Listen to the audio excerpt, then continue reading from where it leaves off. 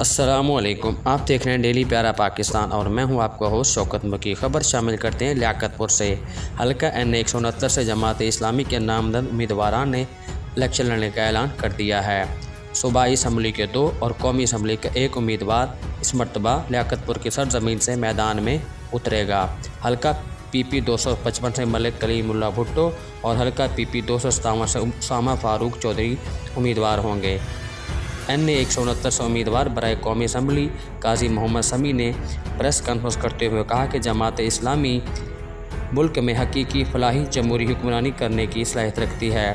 PP 257 से उसामा फारूक चौधरी ने कहा कि हमारी जमात कामयाबी के बाद मुल्क पे एक अमन और भरपूर अमन की कोशिश करेगी और कामयाबी के बाद लियाकतपुर को ज़िला बनवाने के लिए भरपूर अमली इक़दाम किए जाएंगे। अब्बासिया और चोलिस्तान के चकूक में फ़िल्टर प्लांट लगाए जाएंगे। इस हफ्तार पार्टी में फ़िरोज़ा नेचुरल प्रेस क्लब के अहदेदारान, लियाकतपुर प्रेस क्लब के अहदेदारान ने शिरकत की। आइए इसके दीगर मनाज़िर दिखाते हैं। इफ्तारी में मदऊ करना था, वहाँ पर जमात इस्लामी ने पहली दफ़ा ज़िला रहीमिया के अंदर 10 सीट के ऊपर अपने कैंडिडेट खड़े किए। ये पाकिस्तान की तारीख में शायद पहली दफ़ा हुआ है कि ज़िला रहीमिया में 10 सीट के ऊपर MPA की सीट के ऊपर भी और MLA की सीट के ऊपर भी जमात इस्लामी के उम्मीदवार नामजद हो चुके हैं और सूबाई असम्बली के अंदर उनके कागजात भी जमा हो चुके हैं। लियाकतपुर तहसील के अंदर 3 MPA की सीटें हैं और 1 MLA की सीट है। तीनों के MPA की सीटों के ऊपर हमारे कागजात नामजद की दाखिल हो चुके हैं और MLA की सीट के ऊपर भी इंशाल्लाह जब वक्त आएगा तो कागजात नामजद की उस पर जमा हो जाएंगे। सब उम्मीदवारों को अपने कवरेज करनी है और इंसाफ आप दोस्तों ने ही करना है। सबको बराबर कवरेज दें, किसी को कम और किसी को ज़्यादा पलड़े के अंदर वजन में आप ना तोलें। कबल इस वक्त इलेक्शन होने दें, क्योंकि प्रेस ऐसा अदारा है, अगर किसी को ये वजन देना चाहे, किसी का वेट बढ़ाना चाहे तो ये बढ़ा सकता है। दूसरों के साथ नाइंसाफ़ी होगी, क्योंकि इस वक्त आवाम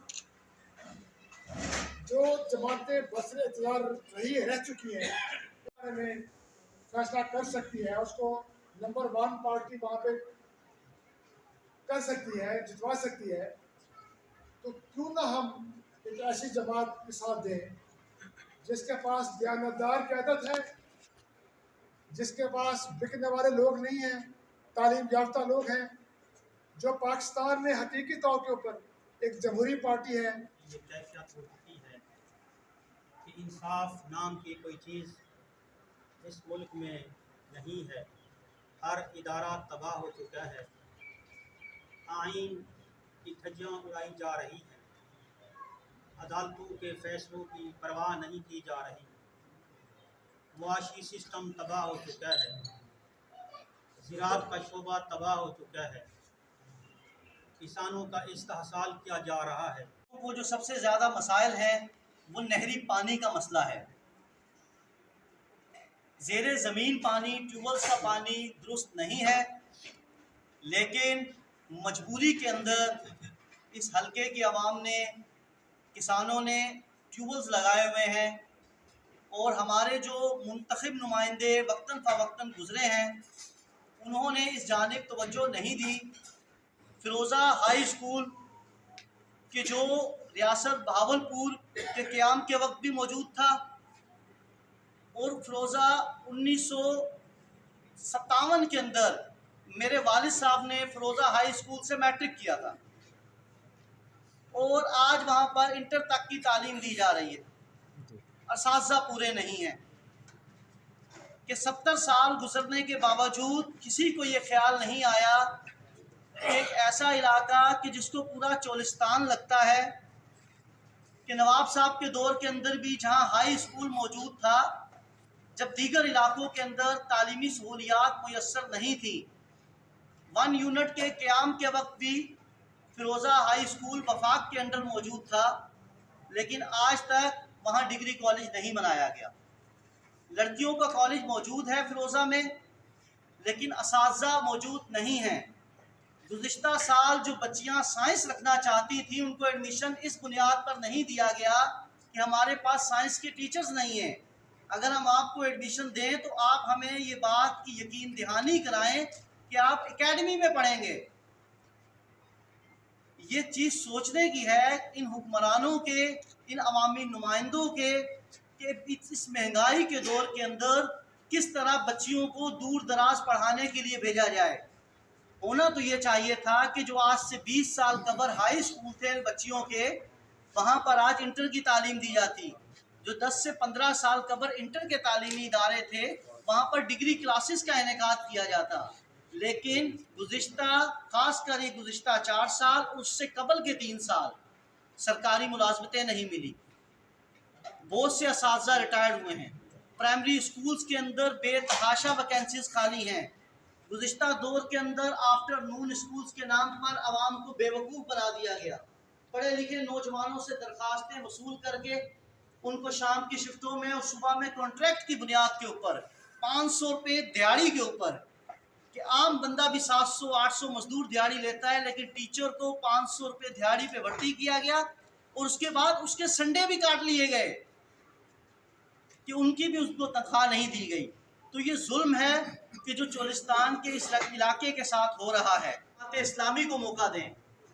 जमात इस्लामी करप्शन का रास्ता रोकेगी, जमात इस्लामी रिश्वत का रास्ता रोकेगी। ये जो थानों के अंदर, सरकारी इदारों के अंदर चट्टी दलाली का काम है, जमात इस्लामी इसको रोकेगी। ये एमपीएस के करने के काम नहीं है कि एमपीएस नादरा की गाड़ी गांव के अंदर भेजेंगे, मेरे वोटर्स की शनाख्ती कार्ड बनाओ, और उसके बाद गांव के अंदर जो अपना नुमाइंदा है वो अपनी बैठक के अंदर लोगों को जमा करके शनाख्ती कार्ड बनाता हो। क्या ये एमपीएस के करने के काम है? एमपीएस के करने के काम ये है कि वो इन इदारों को देखें कि अगर कोई इदारा गलत सिमत पे चल रहा है तो कम अज़ कम वो उसका रास्ता, उसका किबला दुरुस्त करे। अगर थाना करप्शन का रास्ता इख्तियार किए हुए है तो एमपीए ये ना कहे कि जनाब आप मेरे पास आ जाएं, हम कट रखते हैं, कि वो जो मोबाइल के अंदर 5,000 रुपये में डीलिंग हो रही हो वो एमपीए के कट के अंदर 20,000 रुपये पहुँच जाए। वो दोनों पार्टियों को मेडिकल बनाने के लिए थाने में भेज दे। एमपीए नहीं भेजेगा तो एमपीए ने साथ जो चट्टी दलाल रखे हुए हैं, आप कभी विजिट तो करें, लोगों के साथ जाएं तो सही। लोगों के ये मसाइल हैं, लोग तंग हैं, लोग इनको छोड़ नहीं सकते। आप किसी से वोट मांगे, यार आप पार्टी वो यार हमने यहाँ रहना है, इनके बगैर हमारा कैसे गुजारा होगा, ये तो थाने कचहरी तक के मामलात को डील करते हैं। तो लोगों को इस गुलामी से निकालना है। बज़ाहिर हम आज़ाद हो चुके हैं, लेकिन बरादरी की गुलामी के अंदर आज भी हम कैद हैं। इन लोगों की गुलामी के अंदर आज भी हम कैद हैं। ये मुख्तलिफ हरबों से, मुख्तलिफ तरीक़ाकारों से लोगों के ज़हनों को